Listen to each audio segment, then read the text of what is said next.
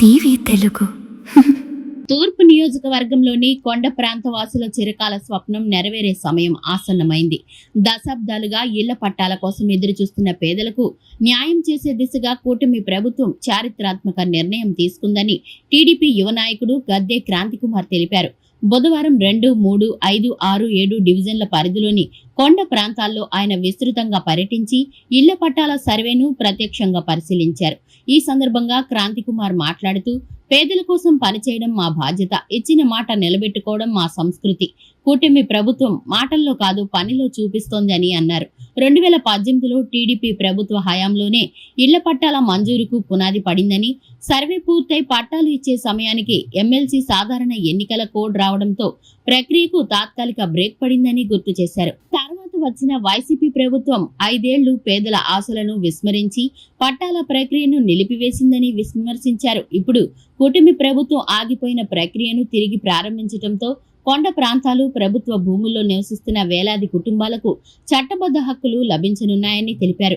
ఇళ్ల పట్టాలు అంటే కేవలం భూమి కాదు, అది ఒక కుటుంబానికి ఆత్మగౌరవం, ఆర్థిక భద్రత, బ్యాంకు రుణాల అవకాశం, పిల్లల భవిష్యత్తుకు బలమైన పునాది అని ఆయన అన్నారు. సర్వే సమయంలో ప్రజలు పూర్తి సహకారం అందించాలని కోరారు. ఈ కార్యక్రమంలో రెవెన్యూ అధికారులు 2, 3, 5, 6, 7 డివిజన్ల కూటమి నాయకులు పాల్గొన్నారు. ఇళ్ల పట్టాల సర్వే అనేది విజయవాడ తూర్పు ప్రజలకు ఒక శుభవార్త. పేద ప్రజల కలలు నెరవేర్చే దిశగా కూటమి ప్రభుత్వం ఇవాళ పయనిస్తోంది. 2018లోనే ఈ ఇళ్ల పట్టాల సర్వేకి అంతా ఏర్పాటు చేసిన కూటమి ప్రభుత్వం అప్పుడు అనుకోకుండా ఎలక్షన్ నోటిఫికేషన్ రావటం వలన, దాని తర్వాత ఎమ్మెల్సీ ఎలక్షన్స్, దాని తర్వాత ఇమీడియట్ గా కాన్స్టిట్యున్సీ ఎలక్షన్స్ రావటం వలన మధ్యలో బ్రేక్ పడింది. తర్వాత ప్రభుత్వం మారి 5 ఏళ్లుగా ఆ పట్టాల సంగతి అనేది పక్కన పెట్టడం జరిగింది. ఇప్పుడు మళ్ళీ మొన్న 24లో కూటమి ప్రభుత్వం వచ్చాక ఇప్పుడు మళ్ళీ ఆ కళను నెరవేర్చే దిశగా మళ్ళీ ఆ ప్రతిజ్ఞను నెరవేర్చాలని ఇప్పుడు ముందుకొచ్చి అంతా పెద్ద దిశగా ఇక్కడ సర్వే చేయటం అనేది జరుగుతూ ఉంది. దాని తర్వాత అందరికీ కూడా, అర్హులందరికీ కూడా ఇళ్ల పట్టాలు ఇవ్వటం జరుగుతుంది.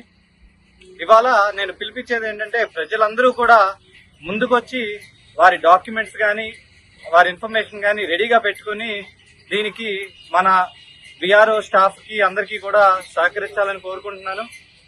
ఇళ్ల పట్టాలనేది, సొంత ఇళ్ల పట్టాలనేది చేతికి వస్తే అందరికీ కూడా బ్యాంక్ లోన్లు వస్తాయి, అలాగే పిల్లల పెళ్లిళ్ళకు కూడా ఉపయోగపడే అవకాశాలు ఉంటాయి. సో అందరూ కూడా దీన్ని ఒక అవకాశంగా తీసుకుని తప్పకుండా ముందుకు రావాలి.